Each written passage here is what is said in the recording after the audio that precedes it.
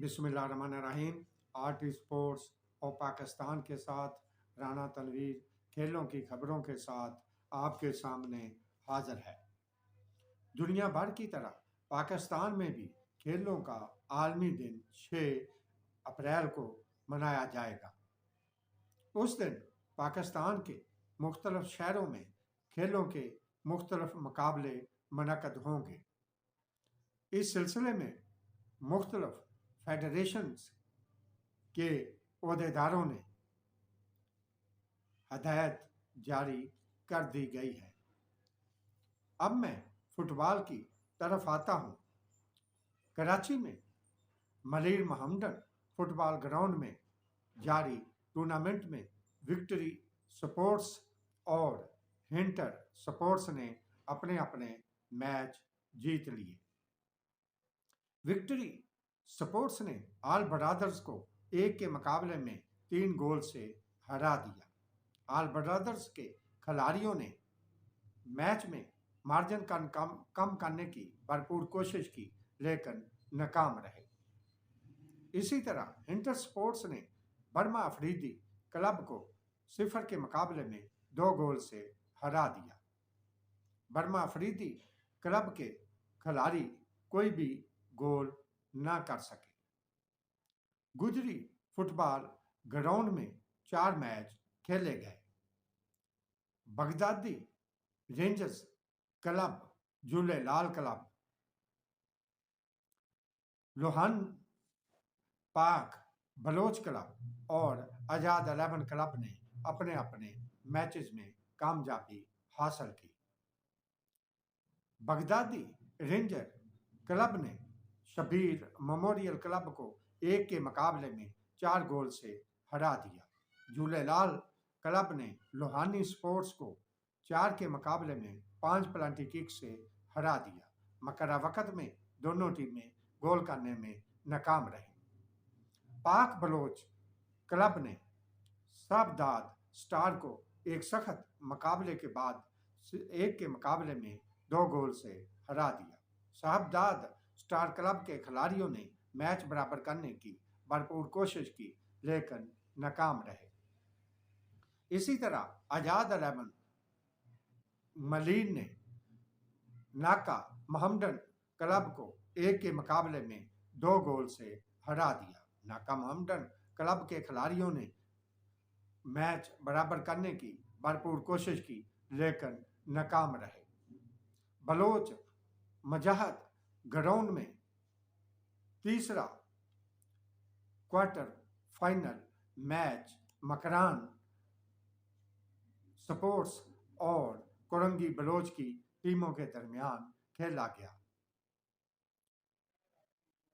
जिसमें महरान स्पोर्ट्स ने एक सख्त मुकाबले के बाद 0 के मुकाबले में 1 गोल से कोरंगी बलोच को हरा दिया। वक्फे तक दोनों टीमें बगैर गोल करने में नाकाम रही। चौथे क्वार्टर फाइनल मैच में लाल बख्श मेमोरियल ने अल शबाज क्लब कोरंगी को एक सख्त मुकाबले से 0 के मुकाबले में 1 गोल से शिकस्त देकर सेमीफाइनल में जगह बना ली। बर्मा अफरीदी और बलोच मोहम्मदन मलीर की टीमें पहले ही सेमीफाइनल के लिए क्वालिफाई कर चुकी हैं। गबोल पार्क फुटबॉल ग्राउंड में जारी टूर्नामेंट में बाबल स्पोर्ट्स ने कलरी स्पोर्ट्स को एक सख्त मुकाबले के बाद 0 के मुकाबले में 1 गोल से हरा कर सेमीफाइनल में जगह बना ली। कलरी स्पोर्ट्स के खिलाड़ियों ने मैच बराबर करने की भरपूर कोशिश की, लेकिन नाकाम रहे। शफी मोहम्मदन क्लब ने जंग बलोच क्लब को 4 के मुकाबले में 5 पेनल्टी किक से हरा दिया। मकरा वक्त में दोनों टीमें 1-1 गोल से बराबर रही। इसी तरह बाबल स्पोर्ट्स, शफी मोहम्मदन, सिंध बलोच और बलोच मोहम्मडन की टीमों ने सेमीफाइनल में जगह बना ली। मौलवी उस्मान पार्क में जारी टूर्नामेंट में लशारी मूसा लशारी क्लब और चेंचर बिलू क्लब ने अपने अपने मैचों में कामयाबी हासिल कर ली। मूसा लशारी क्लब ने शान स्पोर्ट्स को 1 के मुकाबले में 4 गोल से हरा दिया। चेंसर बिलो ने फैसल स्पोर्ट्स को एक जगतरफा मुकाबले के बाद 0 के मुकाबले में 4 गोल से हरा दिया। फैसल स्पोर्ट्स के खिलाड़ियों ने मार्जिन कम करने की भरपूर कोशिश की लेकिन नाकाम रहे। अजहर अंगारिया फुटबॉल ग्राउंड में जारी टूर्नामेंट में बलोच स्टार ने शौकत मेमोरियल क्लब को 1 गोल से हरा दिया। गवादर में जारी Atiqur Rahman Nawab and Haji Babu Ramzanul Mubarak floodlight football tournament में वहीद यूनाइटेड, जंग मुजाहिद, सैफ यूनाइटेड और जंग बलोच ने ग्वादर स्टार ने अपने अपने मैचेस जीतकर सेमीफाइनल में जगह बना ली। वहीद यूनाइटेड ने सुलेमान जूथ को 1-0 से हरा दिया। सुलेमान जूथ के खिलाड़ियों ने मैच बराबर करने की भरपूर कोशिश की लेकिन नाकाम रहे।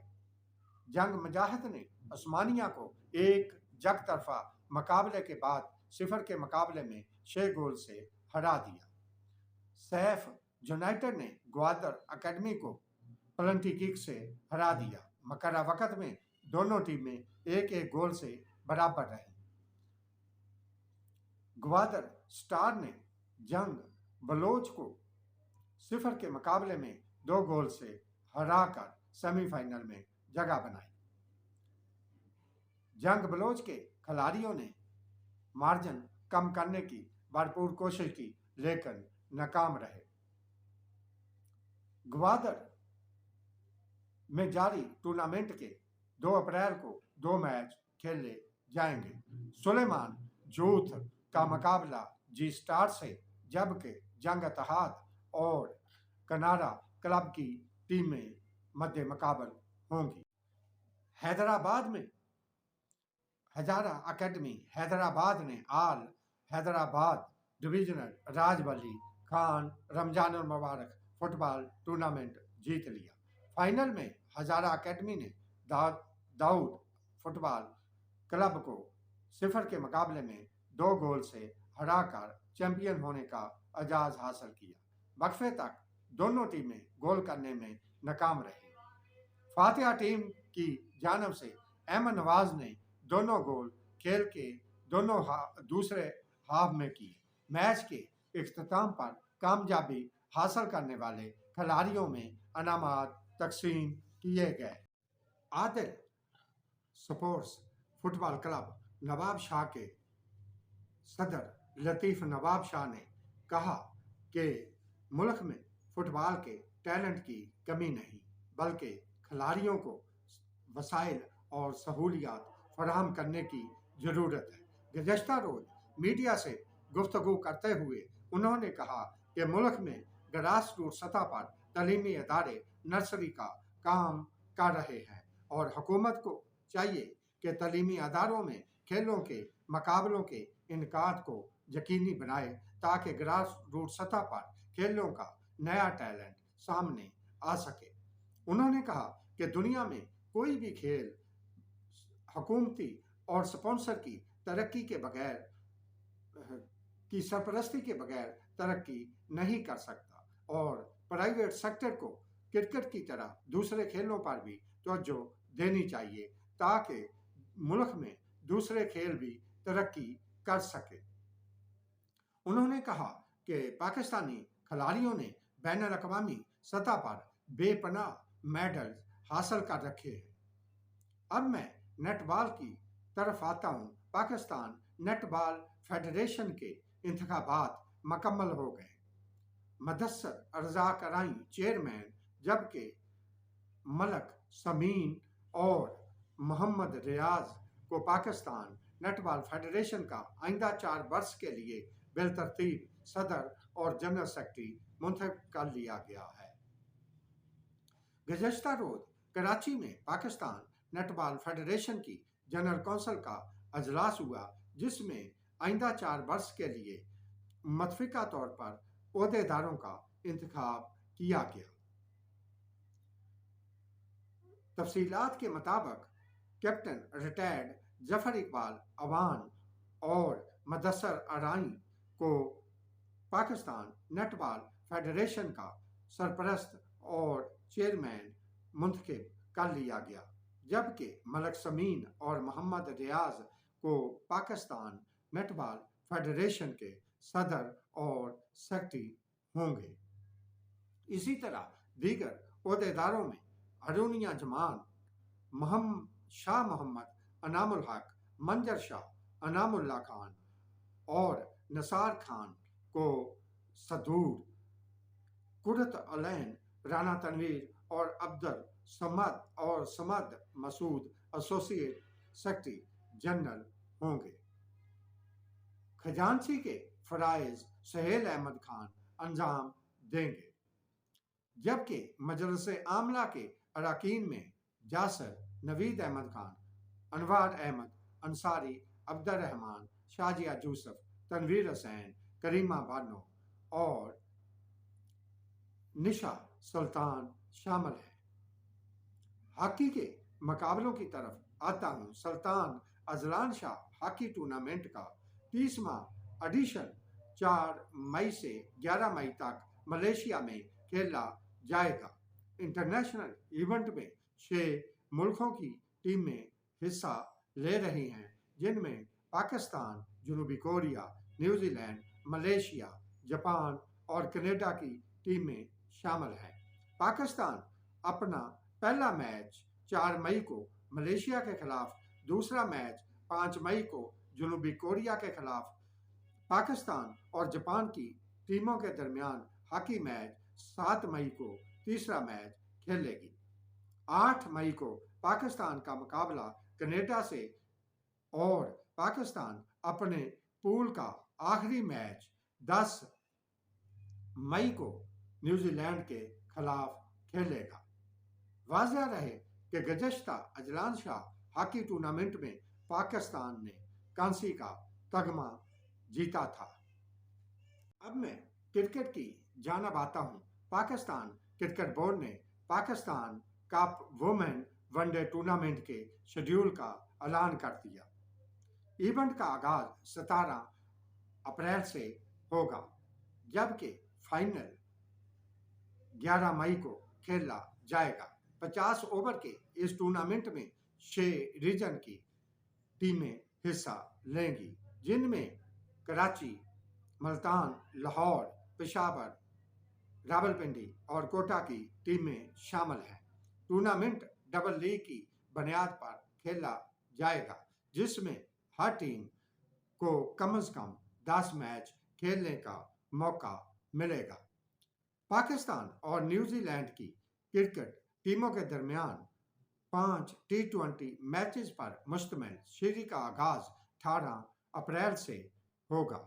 न्यूजीलैंड की टीम 14 अप्रैल को पाकिस्तान पहुंचेगी